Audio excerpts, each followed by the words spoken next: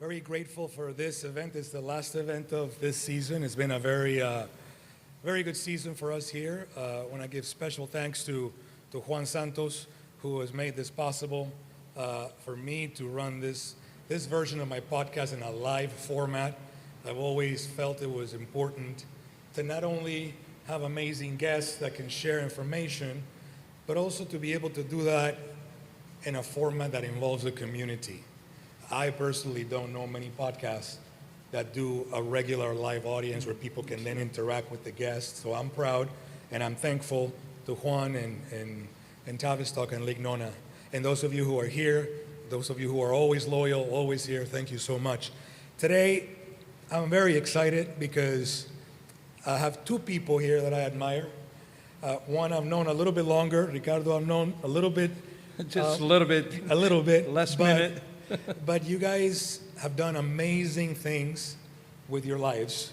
And this podcast is about action. This podcast is about learning from people who've done difficult things across different facets of life, and that have developed a way of life that could be mimicked, or those of you who are watching, that you can learn something from them and then take some action and hopefully see some changes in your life. So I have here, of course, Joe DeSena, founder and CEO of Spartan Group, and Ricardo Libório, Jiu-Jitsu master and world champion.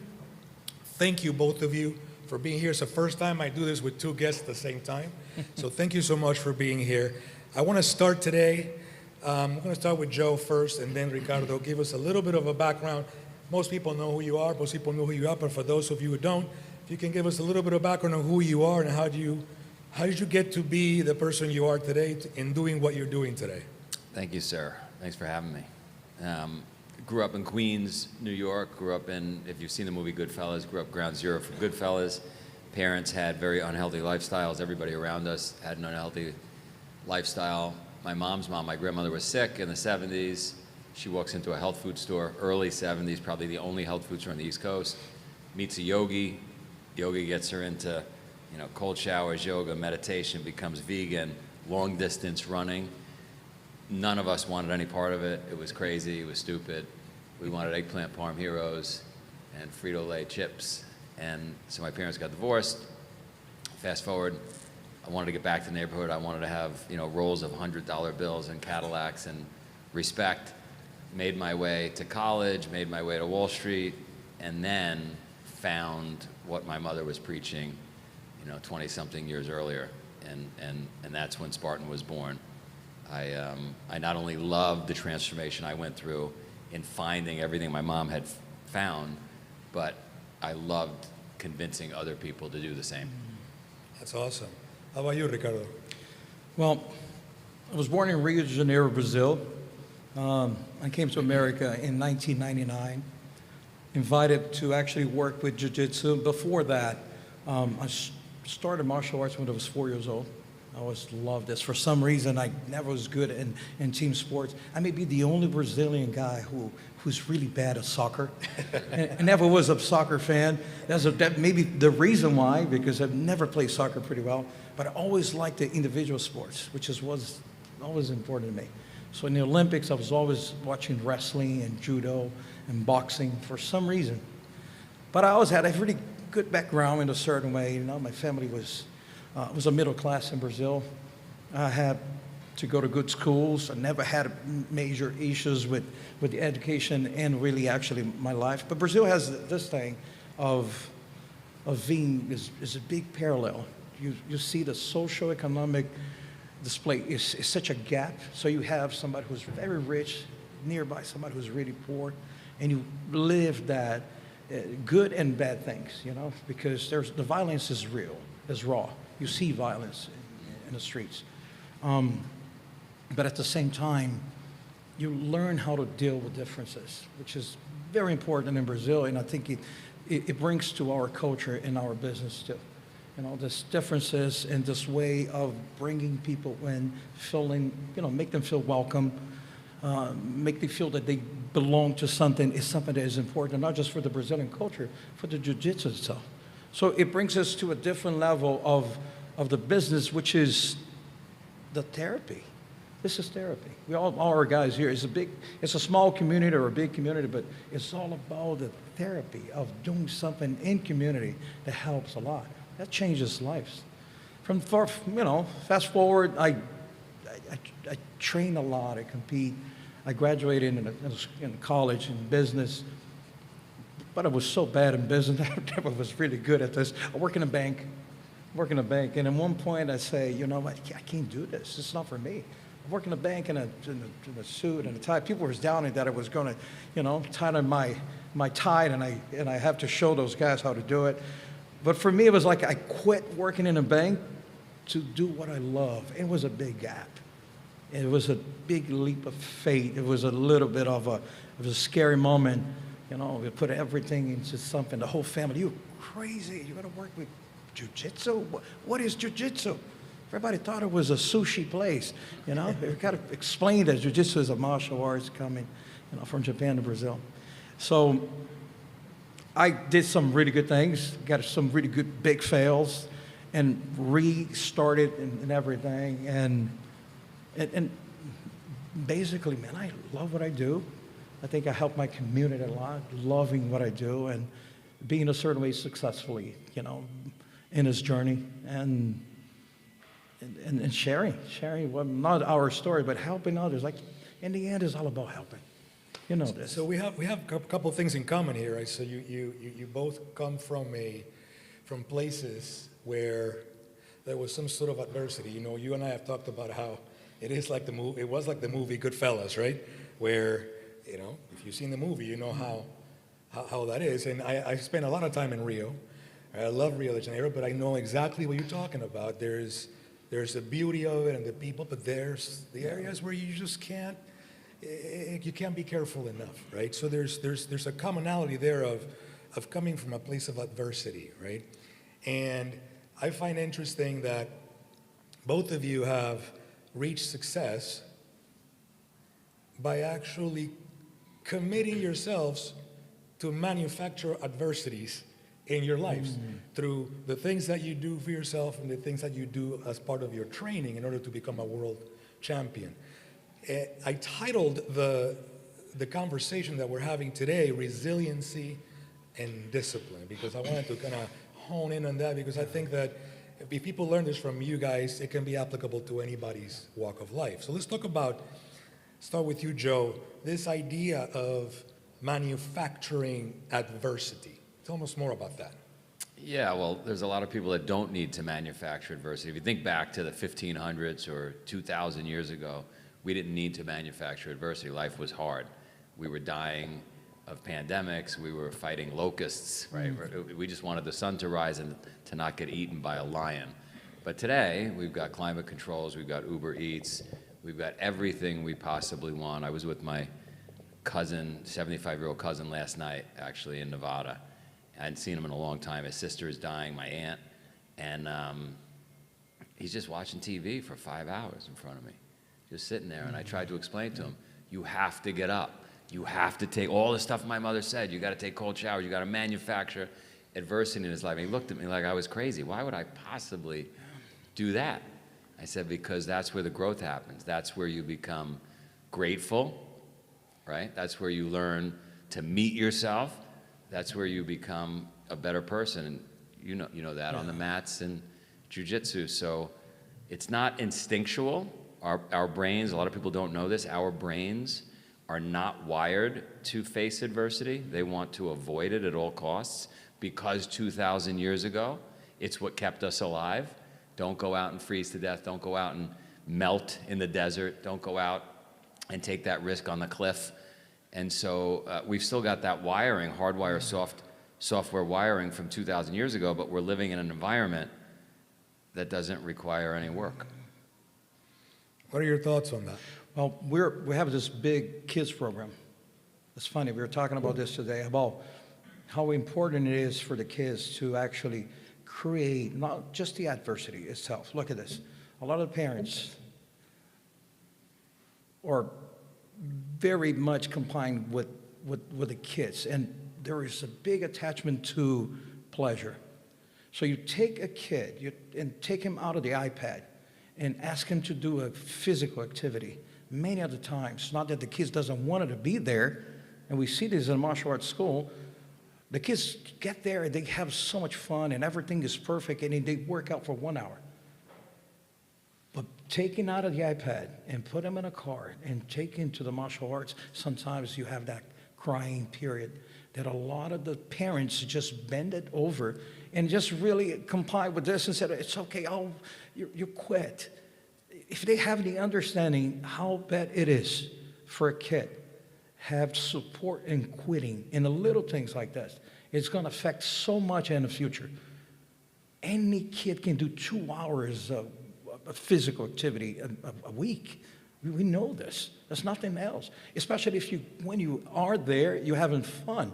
If it's terrible, it's okay. You manage to try to negotiate something. But if it's not, it's that you just simply supporting your kid, not creating not just discipline, but is will. There's a strong will to keep doing what is important. It's like the difference between nice and good. You want to be nice to your kid? You give an ice cream for breakfast every day. You want to be good? You can't do that. You want to be good to your kid? You got to make them go and do physical stuff. Like you say, even if by getting out of the wire of pleasure, especially nowadays, everything is there. It's so easy. It's different.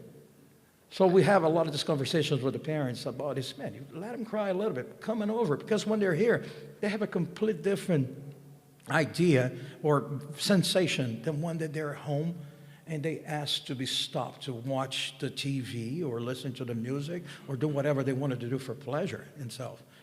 So we see this a lot. And the way we build, you said it, discipline and grit is success for everything you do in life.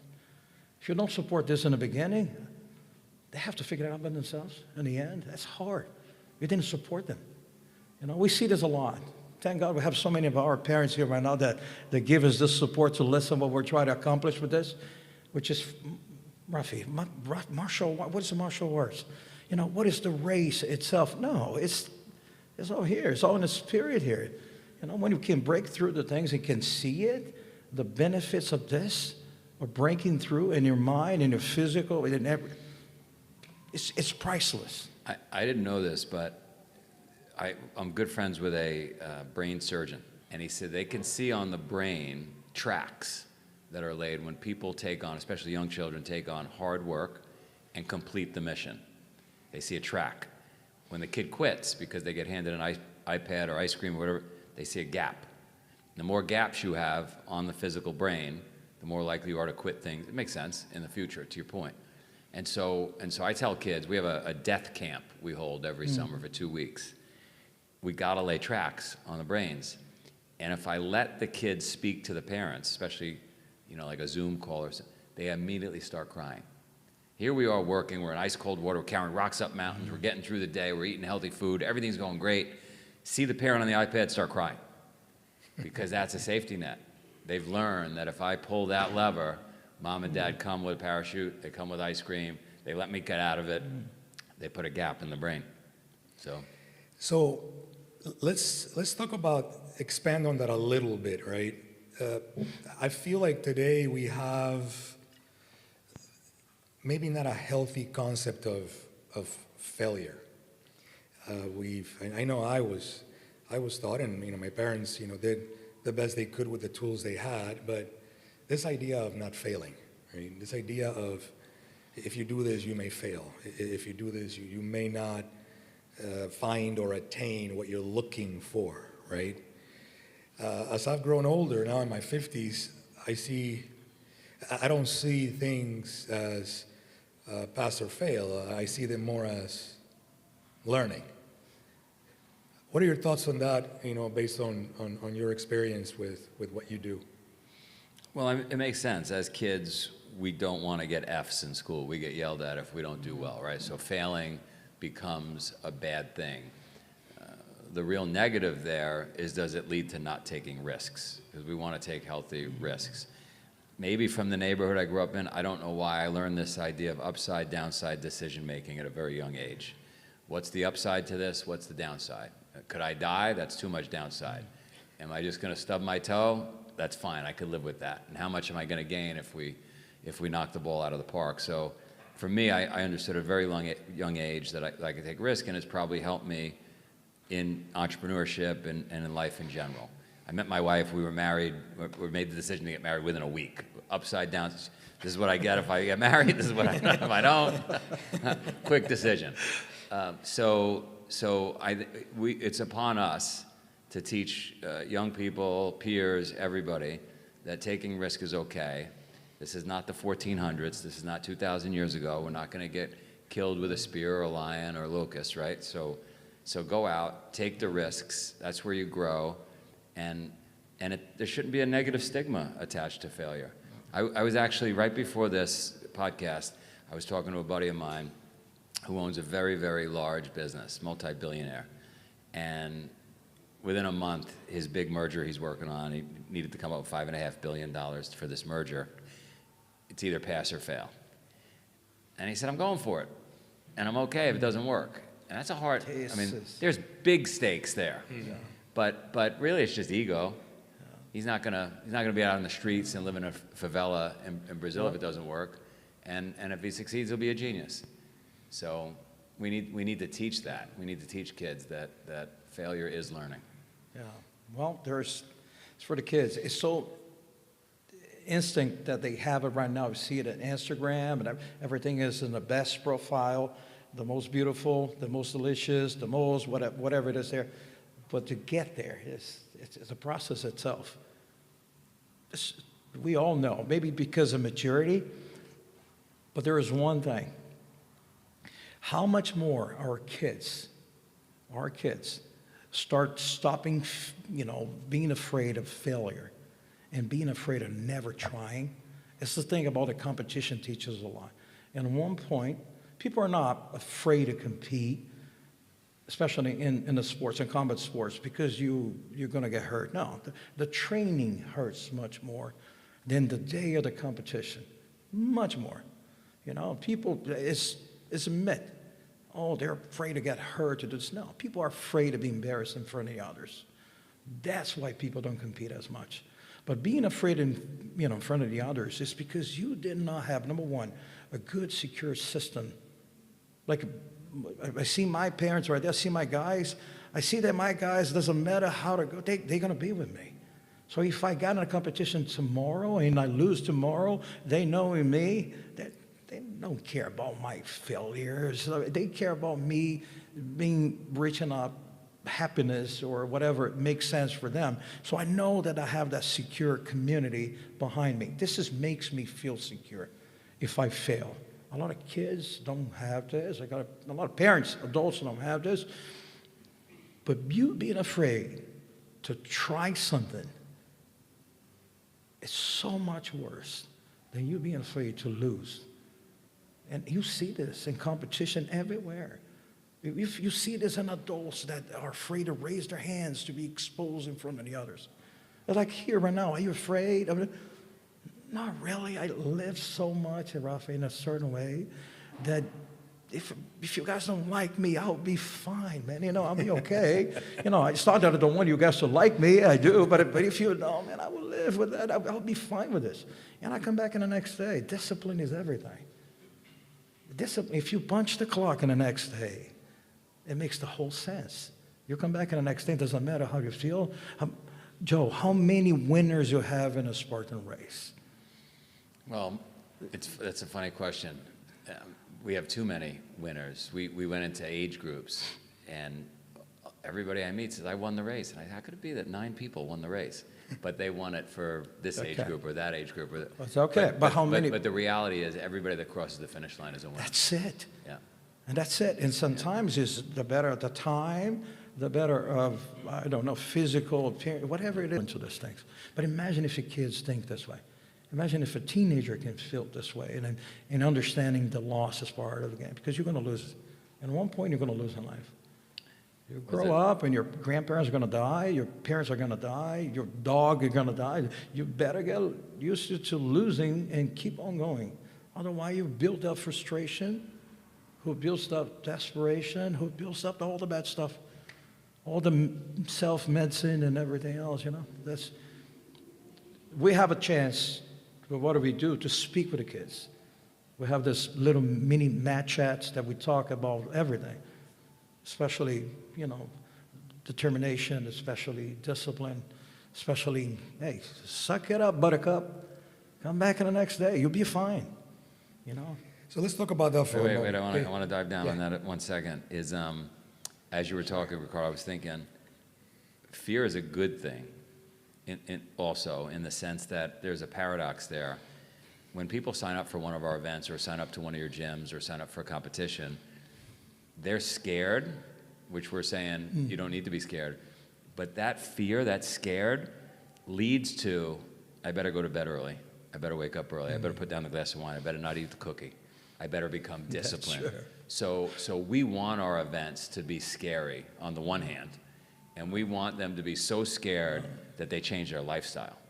So it is a paradox, right? Because don't be afraid to fail. It's just to learn.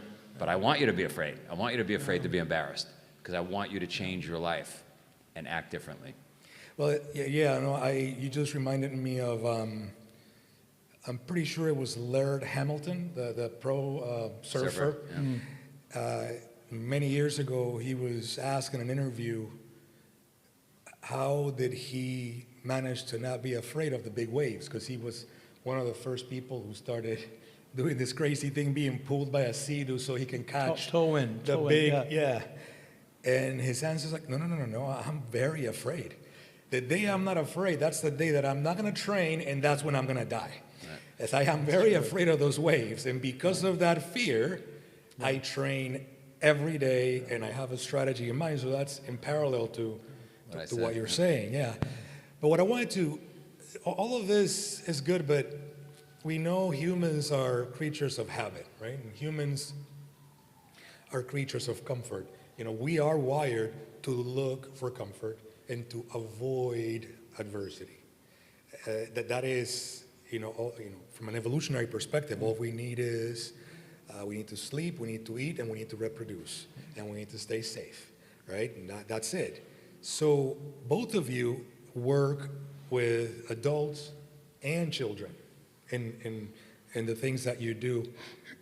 And I assume that in order to get that level of consistency that you need in order to be able to finish the race, or that your people need in order to be able to do an event and do it well, that they have to follow some sort of process. And I'm also going to assume that that process is different for an adult than it is for a child. Can you expand a little bit on that? Like, how do you get the adults going versus the young people? Look, I think about my own journey. When I signed up for something hard and it scared me, it forced me to take action every single day. And when I did that for long enough, I felt the benefits. I felt the days when I did the workout versus the days I didn't do the workout. I felt the days when I ate well versus the days I didn't eat well. And I optimized for wanting more of the good days and less of the bad days. But I also noticed when I did not have a date on the calendar, I became that ancient species. I just want to sit on the couch, right? Eat, drink, and reproduce. So we have to have dates on the calendar. Now, children, they don't necessarily have that cerebral capacity. So for me, like it or hate it, we ran a military operation with our 4 children and all their friends and everybody that would join in. And there were, here were the standards, and they weren't going to change, and it didn't matter if it was a birthday or a weekend or if we were getting on a plane for a 20-hour flight. We were doing 300 burpees in the airport because we had to get our workout in. We were eating healthy.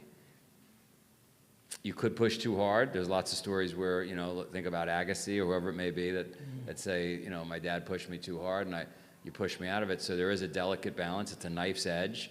It's no different than the military. I've spoken to lots of military folks that say they stretch the rubber band, they take us right to the edge. Hopefully they don't kill us, and then they retract a little bit and we go a little further the next time. So I'm certainly no genius here, but I've had 19 years with my kids, and so far it appears I haven't broken them. No. Yeah, that's important.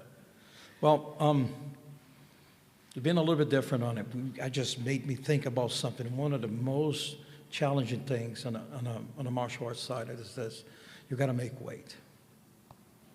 You talk about pleasure. You talk about savage and instinct or whatever it is being hungry. Or even worse than that, worse than being hungry is being thirsty. I have seen working with fighters my whole life, and I work with the highest level, the UFC champions. I've been working with 3-year-olds and the UFC champion there. And the worst part that makes everybody fade is really dehydration and the hunger. And that's something that everybody should be trying, because it's such a basic instinct that we're more familiar with cold and hot or not asleep, but hunger, we're not. So it's just for everybody who's listening to right now. If you just try one day to put yourself in the shoes of somebody who really are hungry right now, you start to second think about, how blessed we are in so many ways. And a lot of our adults, like you say, there's the hardest part of the martial arts, Rafi, is break through the door, open the door and coming in. A lot of our parents, are our students, so it's much easier because they see the environment. But again, you're still breaking through your own fears and your own ability to deal with your failures, because you're going to tap a lot every day. You started, you make sure of one thing, you're going to get submitted, and you're going to be frustrated because you may thought that you were something. We may thought as a male living and raised in a certain environment, you think you can fight.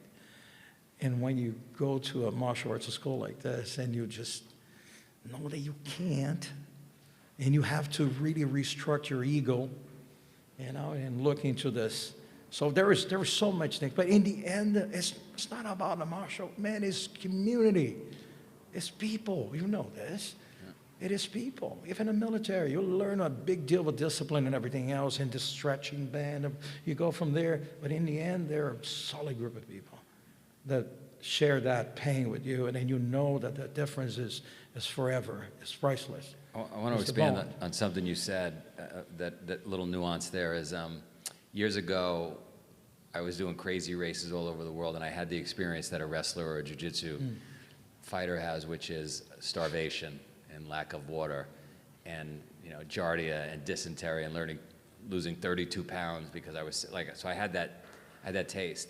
What I learned from it was not the bad. What I learned from it was the gratitude when I got the water, and the gratitude when I got the food. And the best story ever was I had all these Wall Street buddies, and I brought them out to experience it. And just a week before, we were in Sparks Steakhouse in New York City.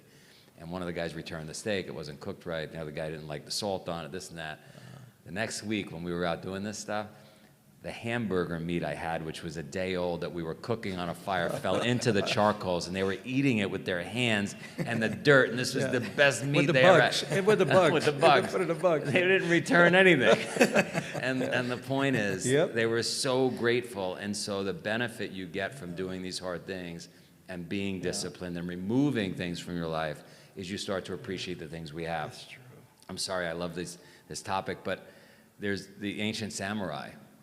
Apparently would burn everything in their life every night before bed. They'd burn their family, imaginary burning. They'd burn their house, their possessions, everything. So when they woke up, they appreciated everything they had. So, such a skill, huh? Gratitude is such a skill. Yeah. And that applies for children too, right? Because you have a story about French fries with your kids. Yes. You want to share that with the audience? So we were living in Vancouver at the time, and I have a friend of mine who's an accountant, slightly overweight, definitely not a super athlete. He suggested in the spring in Vancouver that we were going to hike a mountain in Squamish with the kids. So I had my 4 children, he had his 2 children, the wives were away. We're going to go hike this mountain, sunny day. Do we need anything? We don't need anything. I've done this. I did this 20 years ago. It's an easy hike. Anyway, 8 hours later, we're on top of the mountain, and we see a group coming over the peak with glacier goggles, snowshoes, pickaxes. I said, I thought we didn't need anything. No, it's fine. Anyway, it was a very serious situation. I thought we were going to have to eat one of the kids that night. It was a rugged situation. Thank God everybody survived. We made it back to the car the next morning. The kids were starving. They said, can we stop for Wendy's? I said, no, we're not getting junk food. We're going to drive another hour. We're going to get healthy food. please, can we stop? I said, all right, everybody's going in and getting one small order of French fries. That's it. Then we're going to go get healthy food. They went in, they got the small order of French fries, they spilled the whole thing on the floor of the Wendy's. They were eating the French fries. If this was the week earlier, he touched my French fry. I can't eat these right now. Joe, 100%. So it's a skill. You're living this thing, and this is what a Spartan, I think, does that. Yeah. And in sports itself. But the thing about the martial arts, the combat sports has one thing. I've never played tennis before or ping pong or anything like that, but look at this, and this is important. You know, when you really face a situation that you really got to fight for your life. You have somebody who has, you know, some health issues, or you do have health issues. The guy who had done something like this, he lived something special that put you in a position to talk about fighting different than the other person, that he's just facing something like this in life. So for us, you know, we're training every day, you know, in different levels. And you get tapped a lot. If you think it's tapping, or if you get submitted, or you lost your training, it is a way to be humiliated. Man, it's all right. You just build up such a mental resistance for that builds up in the time that you need it, and we're all going to need it at one point, a time to fight.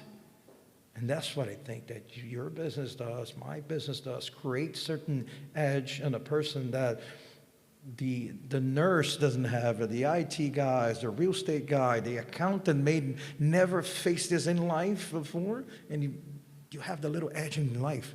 Man, you got tap at the stage. You did what? Nobody was going to understand, but those guys have this little taste on it, you know? I agree. That's something that's special for all of us. So how do we go? This is what you guys do. You've been doing it all your life. You've been doing it most of your life. For the people that are listening who have the average American life right now, right? You know, you're in either a business owner, or you work in a corporation or whatnot, and you're busy, and you got kids and families and student associations and whatnot. How do they get started? What are the steps to take in order to start creating a life where you're a bit more grateful for what you have, you're a bit more prepared for what's coming, you're less reactive because of that preparation, right? What are some of the things, and maybe if you bring examples of some of your clients in the past, so I'm sure you've seen transformations from, you know, what we call everyday people, you know, like me or like anybody else who's listening, right? How do they, in your experience, can get started in order to create the level of manufactured adversity that are going to make them more resilient and more disciplined in their lives? So we've had 11 million people cross the finish line over the years. There's 8 billion people on Earth, and there's a bunch of them that don't need it, that live in really rugged places and they live a hard life. But for those that are in the first world that have an easy life, the people you're describing, the answer they're going to be giving you, the answer they give me or you, as to why they're not starting is they're not in shape, they're not ready, they're too busy, right? Everybody's got these BS excuses. They need to sign up. They need to sign up for your gym. They need to sign up for our race. They need to sign up for a 5K run in their neighborhood. Something hard, and they got to go public with it. They got to tell everybody they're doing it. So now they're public. They're going to be, you know, practicing Jiu-Jitsu, whatever it may be. They got to tell everybody this is what they're doing, because they'll be embarrassed if they don't actually deliver on what they're telling people. And everything changes from there. Now, if we think about my cousin that I was with last night, the one I described sitting on the couch in his 70s that's on his way out, I said it's simple. Like, I got to meet people where they are, so I don't want to give them something that's too complicated. I said, you know, wake up and go for a walk. Get some sunlight when the sun's coming up. Doesn't have to be, I'm not asking you to run 50 miles. Take a cold shower when you're done. Don't eat until 11 a.m. God forbid, don't eat till 11 a.m. in the morning, right? Starve yourself till 11 a.m. Think about all of our ancestors that would have loved to get a meal at 11 a.m. They didn't see a meal for days. So really simple things, but you got to sign up. You got to tell everybody you're doing it. You got to be completely committed, because you'll be embarrassed if you're not, and everything changes. And again, I got 11 million examples of this working. Awesome. This is beautiful. But for us, is like we're saying, I've talked to my partner Graham. It's very hard to cross the door on a martial arts school. People are so literally afraid of doing this. We have strategies for this. You cannot put a tough guy in front of that full of tattoos in your front desk. You got to put a lady.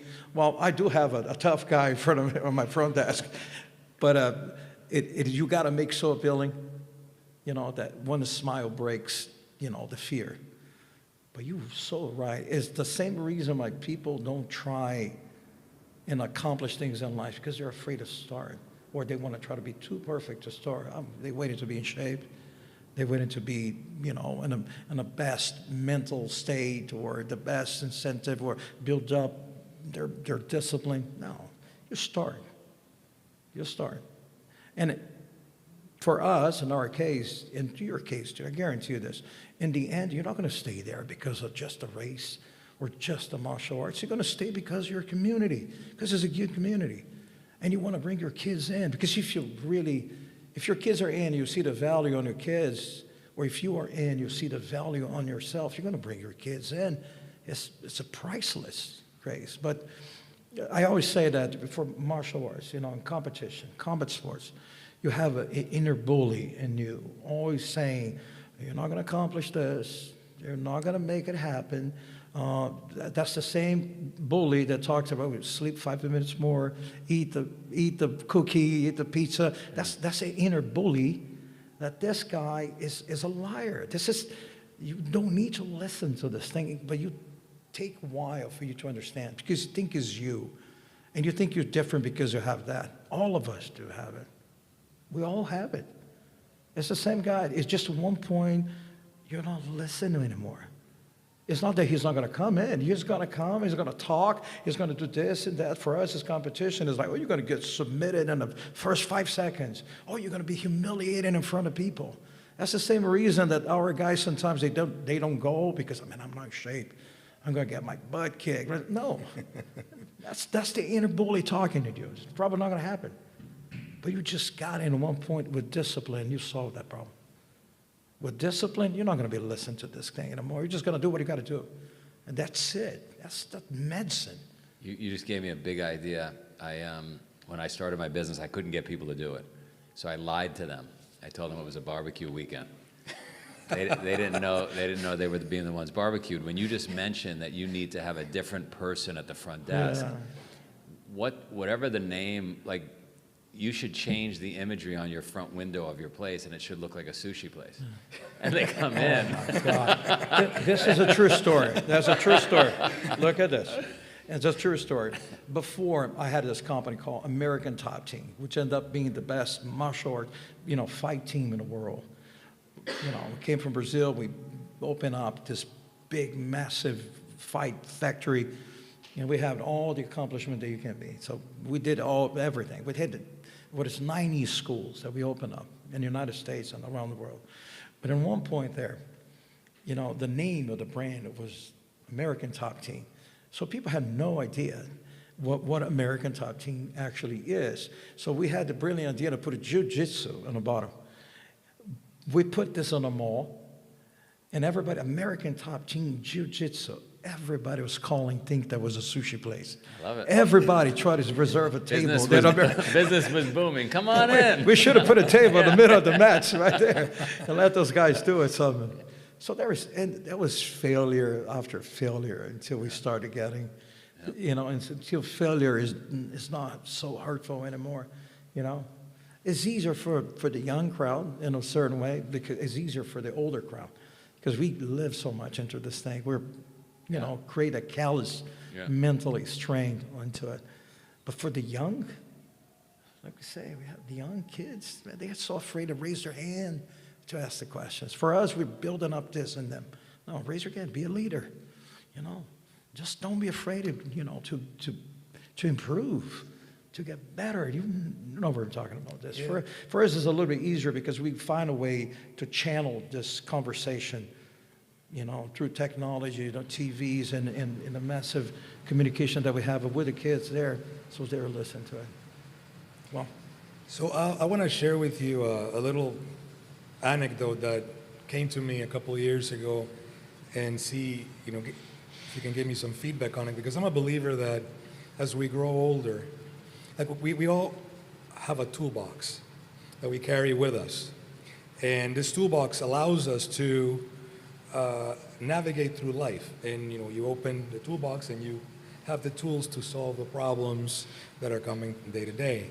So a couple of years ago, when I started this podcast, in one of the episodes I talked about just an imaginary example of a person that has to hike or has to engage in a trek from Sri Lanka to Mount Everest, right?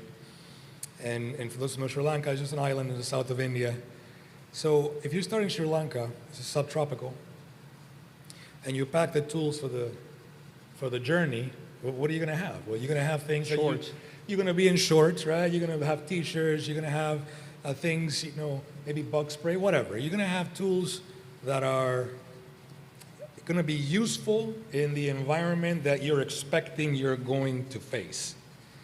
So you go through this process and you're doing well, and at some point, you're in the mainland now, and now you start climbing. And at some point, you're at 18, 19,000 feet base camp, right? Whatever base camp is. And then the environment is different. But you still have your exact same toolbox and tools that you did when you came to, started in Sri Lanka. So our ego starts telling us, just like you said, you start seeing people coming down with pickaxes and oxygen, but the ego says, well, this toolbox has gotten me here. sure. It's been good to me. I have made it all this way with this. Not going to change. Keep going. Now, chances are, is it possible to make it to the summit with that same toolbox? Nothing is impossible, but it's highly improbable. So I believe we have to live a life of upgrading our toolbox on a regular basis. 2 questions. Number 1, do you agree? And if you do, how has your toolbox changed over the years? The story makes me think of Ivan Krupp. He bicycled from Sweden to Everest and climbed it during, I think it was 1996 disaster where a bunch of people died. It's an incredible story you have to read. Literally solo, bicycled it, carried every bit of gear from Sweden the whole way, got there, people were dying on the mountain. He said, oh my God, I gotta go help. Threw on a backpack by himself, went up, saved a bunch of Swedes, came down, and then soloed by himself and bicycled home. So, but he had the right tools because he came from Sweden. He didn't come from Sri Lanka. But look, I don't think we're gonna upgrade any of our tools if we don't put ourselves in uncomfortable situations, if we don't leave the island. So you've got to leave the island, you've got to be a little cold, you've got to be tired, you've got to be hungry. That requires you to quickly look in your pocket, your toolbox, around you, find friends, come up with solutions. If you don't get yourself out of your comfort zone, you're never going to need other tools. So the real question you got to ask is, do I have to get the tools first, or should I get myself uncomfortable first? And I would argue, get yourself uncomfortable first. It'll force you to get the tools. You'll never know what tools you need until you're in that situation. And we live in a world where you could just, Uber, DoorDash, the tools you need.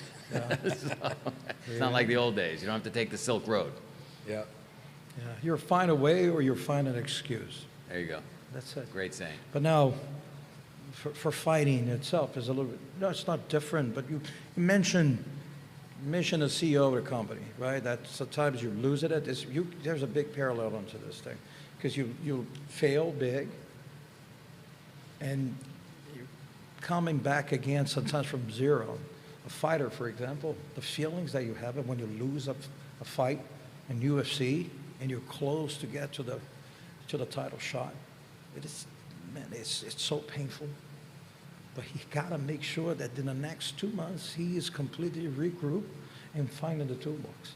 The reason why it happened, You know, sometimes, man, sometimes it's the day. Sometimes you'll be getting sick, and you do not know you're sick, but you're getting sick. Sometimes you're depressed. Sometimes whatever it is, like, tons of excuses, but you've got to find a way to not fall into the same problems again.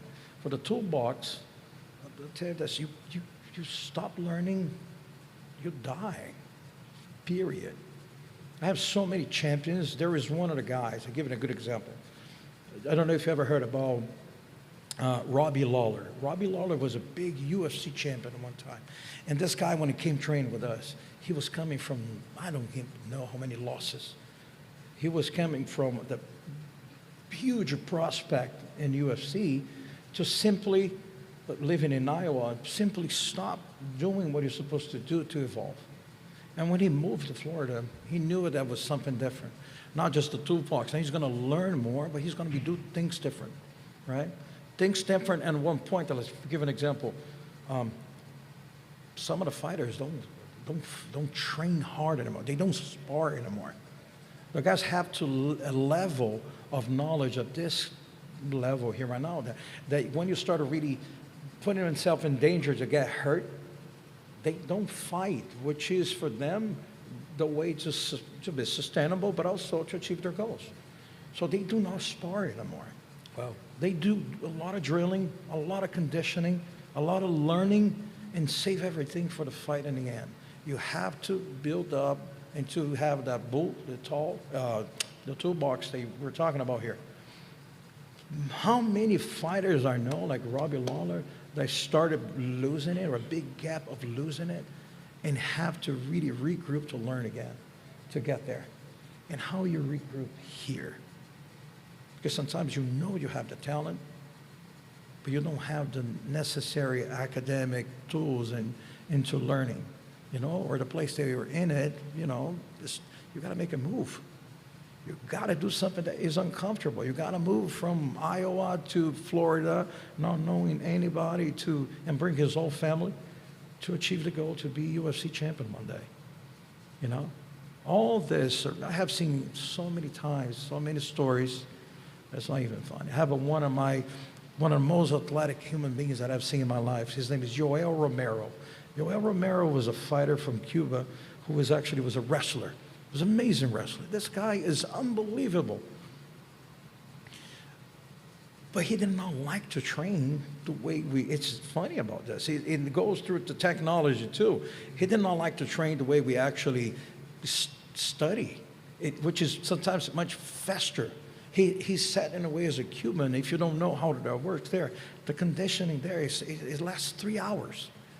The Cuban fighter losing weight, that means that he's going to take 2 hours to cut down and run and do the, calisthenics and everything to lose weight.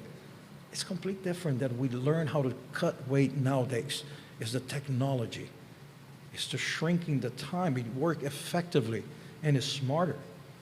And sometimes they have to get this leap of faith and believe in what we say, to actually achieve their goals. And we've seen this a lot, man. It's just so much.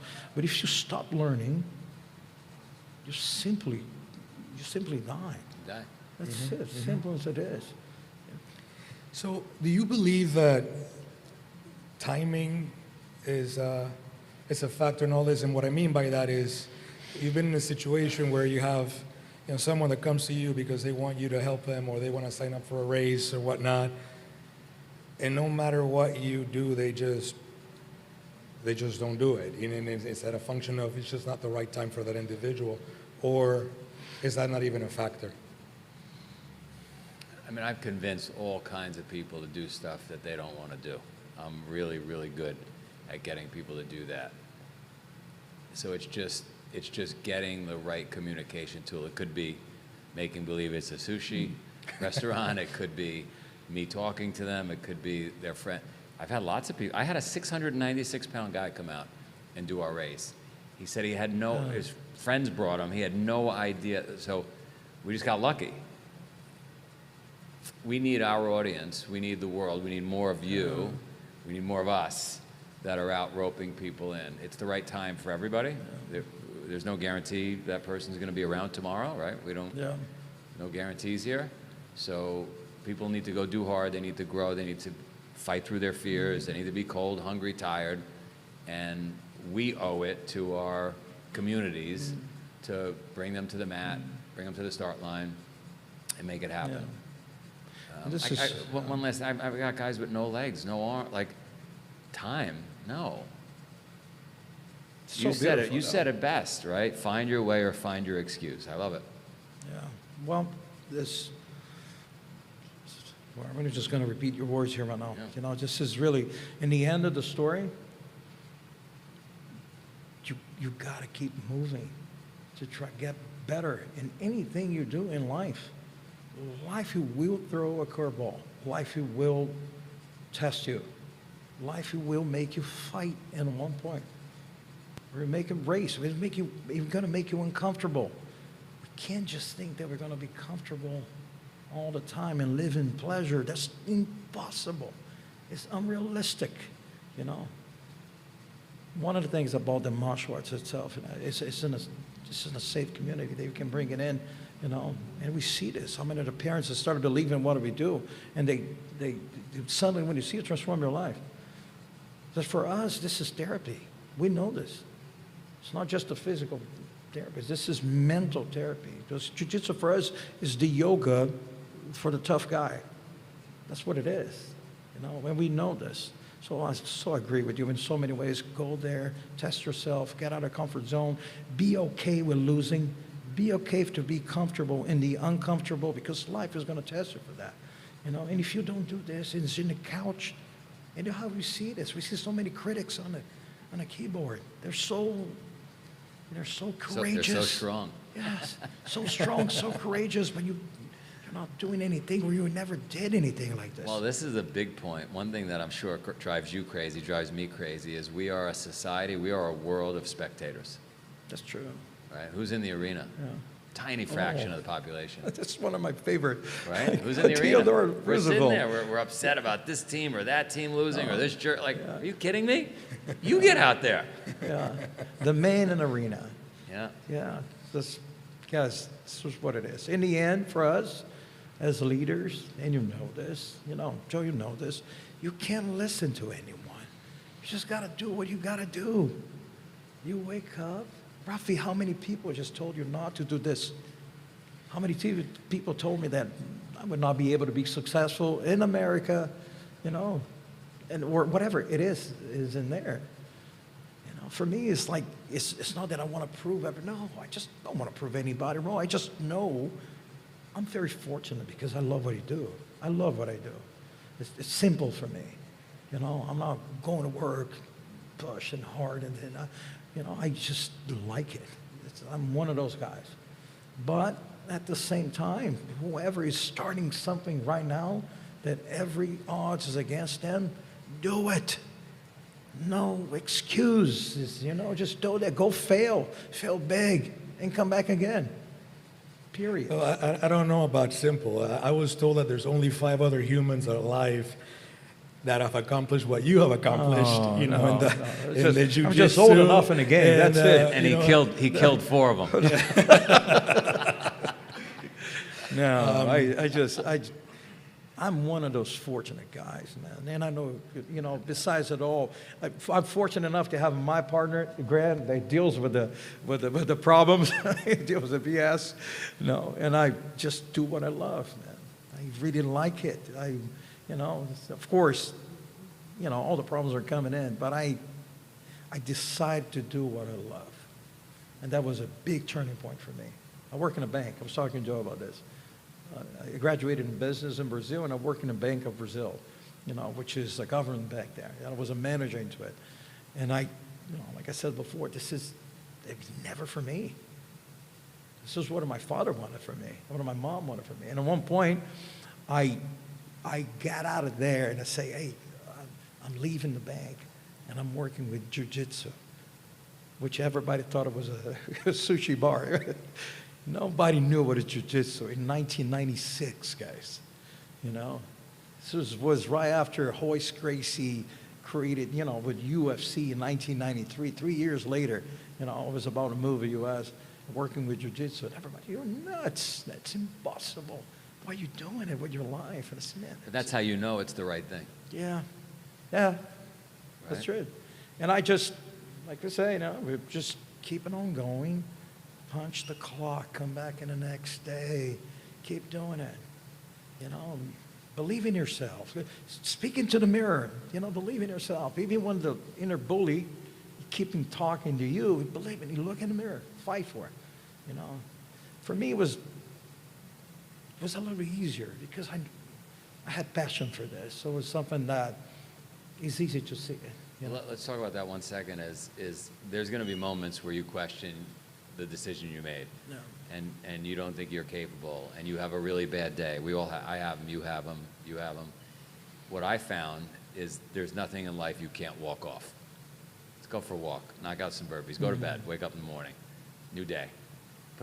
My friends like to tell me when I'm having a tough day, put on a fresh pair of socks. Yeah, that's true. Get back in the game. Yeah, for us, it's just go roll, go train. Right. Yeah. That's it. This Go is for a for run. us, it's the mindfulness. For us, it's the mindfulness. When we train, we're in a zone right there. You got to survive, so you better be concentrated what's happening over there. But in the end, it's your community, especially if you have something that you really love, like even if it's your family. Find them, got that picture, whatever it is there. What is important to you? What is important to you, Joe? That's going to make you wake up in the morning. What is going to make you go through, all the fire, all the problems and everything else? For me, it's so clear. Besides that, I have my family that I love so much. It's so easy for me. When I go to compete, got the picture so clear to me. Yeah, no, I agree with you. I had the good fortune, I think it was this past year, at the Impact Forum here, met the gentleman who wrote the book about the blue zones. Remember we were talking about this a while back, and it was great to just have like a 30-second conversation with him. But I had read his book before, and blue zones, for people not familiar with them, is areas in the world where people that have the highest percentage of people over 100 living in a healthy way still, right? So people, for some reason that he was trying to find out, they get to live over 100 while still being highly functional and highly active in their lives. And after so many years of figuring out if it was the diet, it wasn't, because this was different parts of the world where the diets were different. They were thinking maybe it was, these people don't consume alcohol. Well, no, these ones do, and these ones smoke. And so there's after everything, they came up with a couple of nuggets, which is, well, they're all active, number one. Physically active. Physically active, right? They get up every day and they do certain things. But they actually narrow it down to the sense of community. Is that if a bunch of 90-year-olds are playing cards on Tuesday night, and we're in that group, say, and in another 40 years, and all of a sudden Joe is not showing up, we're gonna go walk over, knock on his door, Make sure. right? Make sure that you didn't fall and broke your hip, and you know this. We know we have your back. I know you have my back. That knowledge of that you have a community of people that support you, that got your back or that have your back, is something that I'm very passionate about, that I've tried to build here in Lake Nona, which is why you're all here. Because I grew up in Panama, and I grew up at a time where people didn't need appointments to show up at my house. My mom passed away a couple years ago, but she would tell you that when I was in college in the late 80s, early 90s, my friends would show up to my house knowing that I was working and that I wasn't home, because they knew that they would ring the doorbell and my mom would look at them and it's like, "You're hungry, right? You haven't eaten today. Come on in." And then she will cook some food, and then she would proceed to play dominoes and take all their money, right? So that sense of community, I'm so happy that you've created a worldwide community of people that are willing to tattoo your logo on themselves, right? And you have a community of people. I have my community right here. Well, some of them are right here, but throughout your life, you've created a community wherever you go. Make no mistake, we have to go back to some of that. What are your comments on that? It is community. I was at one of our races recently. Where the heck was I? In Greece, in Sparta. And I saw, I checked as I would the obstacles, and I checked the start line and the finish line and the production schedules. And I looked around and I said, this is so unbelievable. It's so incredible. What is it? It's none of that. It's the community. It's the thousands of people that are here. You could get rid of the obstacles. You can get rid of everything. It's just the people, the energy, the we got your back. That's the whole business. That's it. That's Joe. That's it. Family is everything, man. Yeah, Community indeed. is everything. Indeed. It's everything. It's just priceless. As much money you can make it into it, you can't. If you don't have that, if you don't have your community, your people in it, you know that is your people. You got nothing. You have nothing. Yeah, we're not You have a islands. bunch of money. You can't take this. You're not going to take anything. You're not going to take it. In the end, you're not going to take it. It's memory. If you have money, you can buy great memories and help others. And when you figure it out what you came in this life to do, and you help others, now you're in the right set. Now you can go with the mind full of gratitude, no regret. That's what it is, man. I'm very happy about what I do and and what I choose. It's very important to me, and I know that a lot of people will find their way too. But I want to give the opportunity to folks to ask some questions. This has been great, and of course, we'd love to keep having this conversation, but I want to be respectful of your time.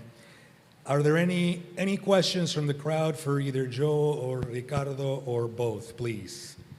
Oh, we have one over here in the front. Oh, no, is that you? I was going. Yeah, go ahead, sorry. You'll be second. Okay. No, we should be good. Okay. So I love everything you guys have been saying this whole night. It all really kind of relates to each other, but, going through stressful situations and everything. I want to get your thoughts on the Biosphere 2 study.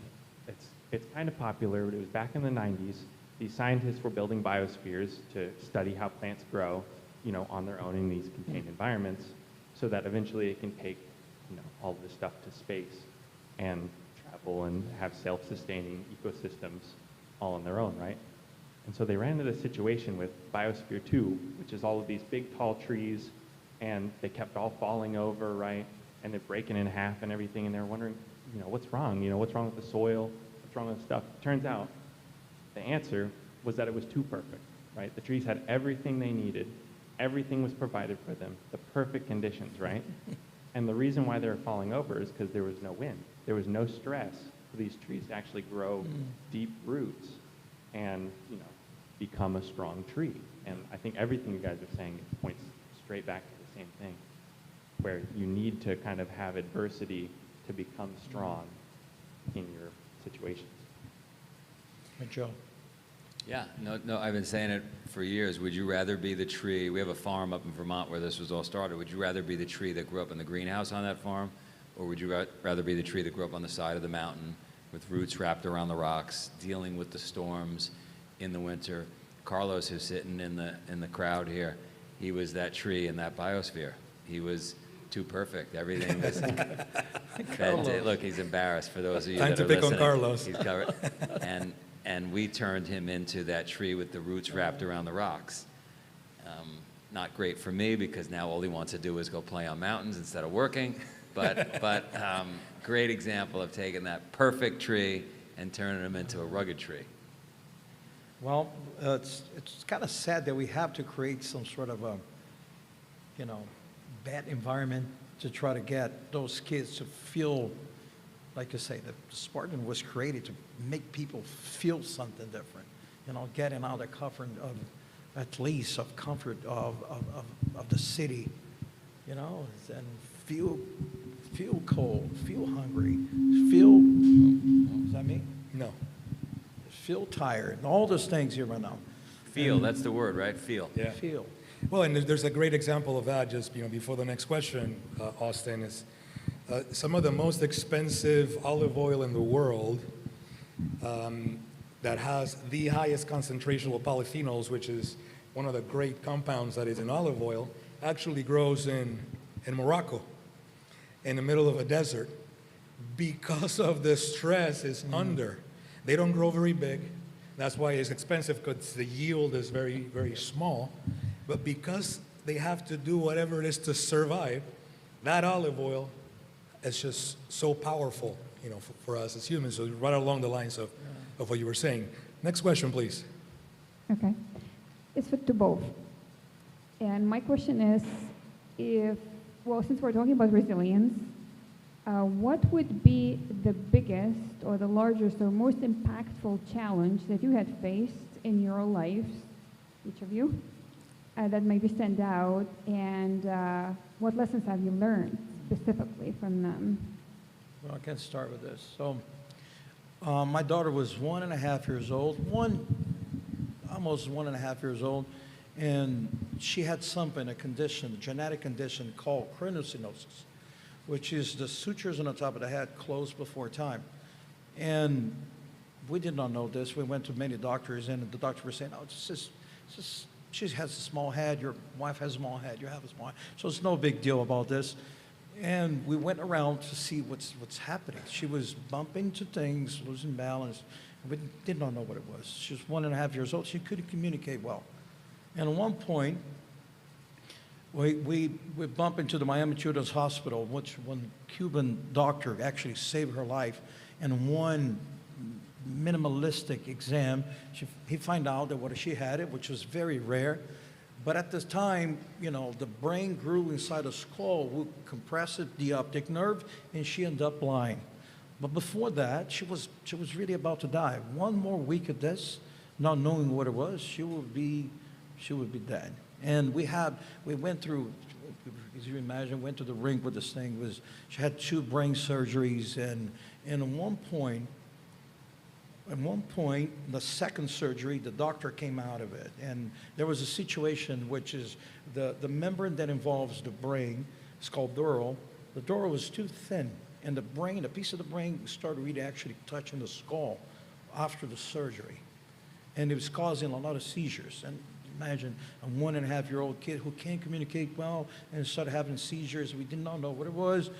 It was a mess, But for me, number one thing, I do believe in God.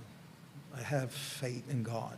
I'm not very religious, and my establishment is really my connection with God. And I believe there's something superior, a superior power that we gotta trust. And at one point, you gotta believe there's something there that you're not in control, and you gotta give the wheel or the car to something that is bigger than you.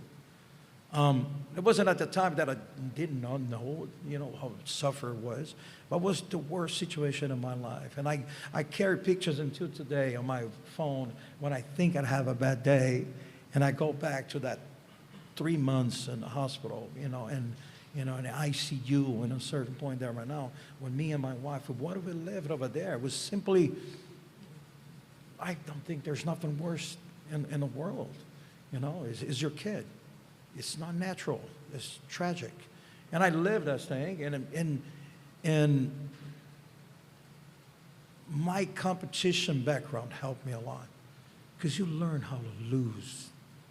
And at one point, there was die, not dying, there's going to die, it's not going to die, and many doctors coming in and giving their perspective into it, and you have to deal with this thing.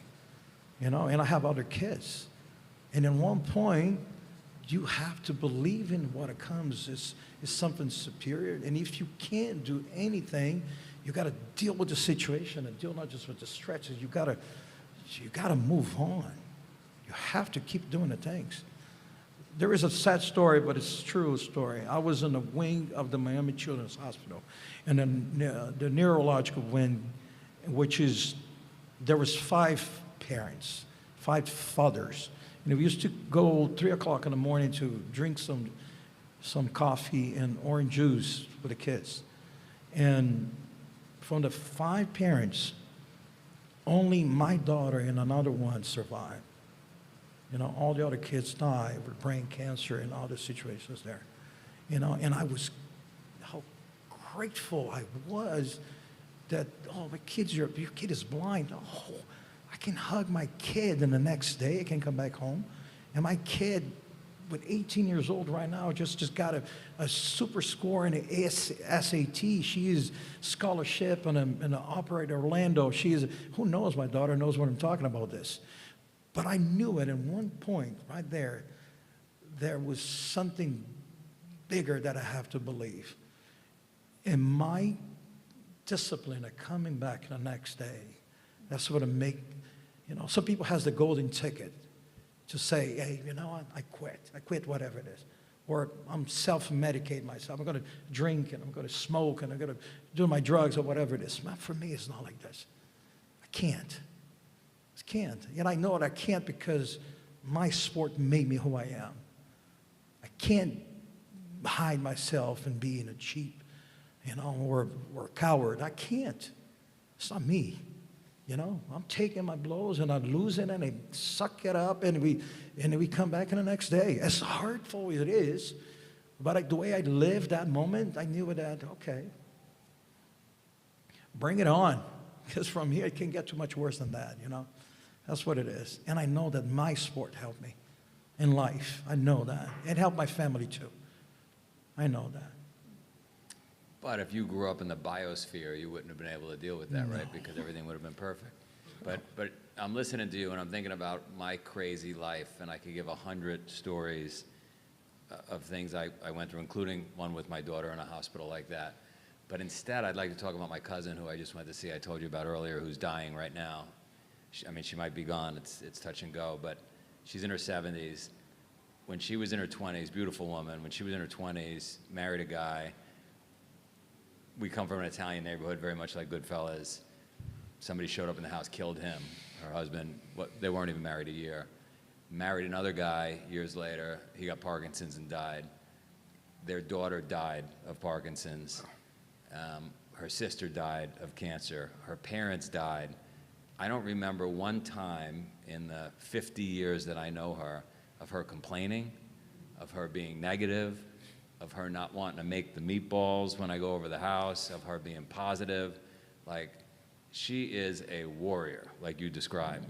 So, yeah, lots of people have it a lot worse than us in this room, and there's people that deal with it well, and there's people that don't. And when you see those warriors that just suck it up, because that's what you have to do. I mean, that's just... But Joe, let me just interject just 1 second here. At the time, I didn't think that I was dealing very well. For you to understand this, it's a tip of the iceberg that you think that success is this. You see it right now, the way my daughter is, the way I live my life right now and everything else. But at the time, it wasn't like this. At the time, I had one thing. I wake up, I get out of bed, and I go. Suck it up, and you do, and you face the problems. Because my wife What's was the dependent on alternative? me. There's no alternative. Right. So, but you don't know this until you get that little thing. At the time, I thought it was the worst thing, and I think it's still the worst thing that I lived. And I went through, I can't even tell a million stories, man. But, but I just do it because you're conditioned to do it. Because this is what You ever see imagery of like the Civil War or Vietnam or like, I mean, even the story you just described, which was a tough story, or the one I just described, like, can you imagine? Like, we have it pretty friggin' easy. We do. Well, unfortunately, we're running out of time. I want to be respectful. We have time for maybe one more question. If there's anybody that, anybody? Carlos has a question. I'm just kidding, Carlos. Thank you for sharing the story, guys. Appreciate that very much. Some people say that this generation is a little soft. What do you guys can share to help parents with the kids right now? Because I think COVID messed up a lot of young kids out there. So, what can you share about that? So somebody said to me when we first had our children 19 years ago, you're going to be faced with a lot of choices when you're raising children. There'll be the hard way and the easy way. Always choose the hard way. And that's what we've done. And by the way, even with my stories, and I could sit here and brag, oh, my 7-year-old ran the New York Marathon, my 8-year-old ran the Boston Marathon. We've been pretty damn easy on them because they're not in Vietnam. They're not dealing with all the stuff they could have been dealing with throughout history. But to your point, just manufacture adversity, make it hard on them. Don't let them fall off a cliff, but get them damn close. That's true. That's so true. Well, for us, it's this, if you know what jiu-jitsu is and in training, and you see your kid getting smashed there, we see some of my parents there. Adam's there, Dr. Adam, Alejandro is there right now. But you see Alejandro getting passing through a hard time, training, and somebody smashing him right there.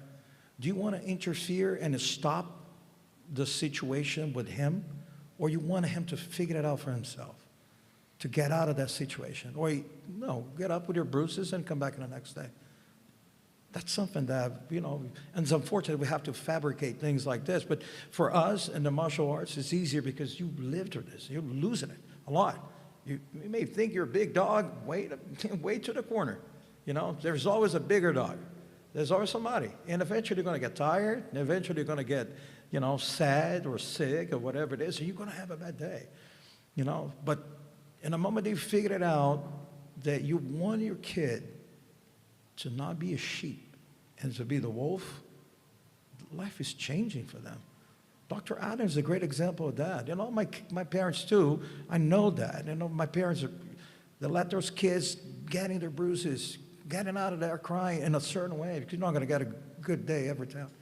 But they're building their community, and at the same time, they're toughen up. They're learning, Well, this is a great point to kind of bring all this together with that question. Thank you very much, because I have 3 kids. They're older now. They're all doing their own thing. And through the podcast, the conversations that you and I have had, and some of you in the audience, people have asked that question. It's like, is this generation too soft? And I don't think so. In fact, I think this generation of our kids is going to come out to be one of the toughest ones, because our human brain was not designed to deal with social media. Our human brain is, at least depending on who you talk to, between 250 to 500,000 years old in its current form, right? It wasn't designed to deal with the amount of stimulus and pressure. We grew up before the internet. I grew up in the 70s. We all grew up in the 70s, right? I cannot imagine the amount of stress on a young mind today with all the wolves craving for attention. And this is why I'm so grateful that you gave me your time today. You gave the audience, because the things that you guys are doing are the things that are needed in society and community to overcome the amount of stimulus that our children are being exposed to, and that our brains and their brains are not designed to deal with.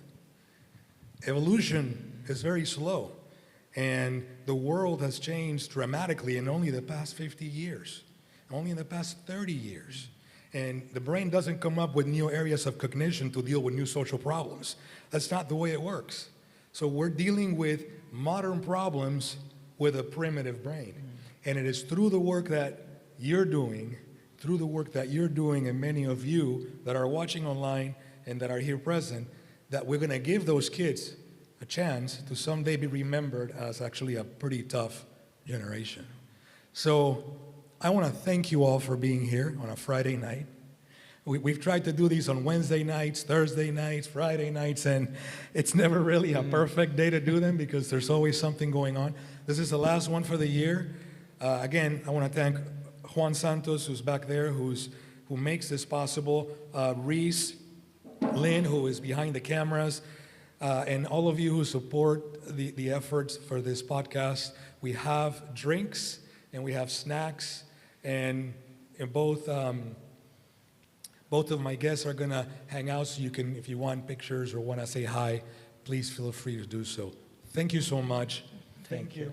Thank you, Rafa. Thank you. Thank you. Thank you, Joe.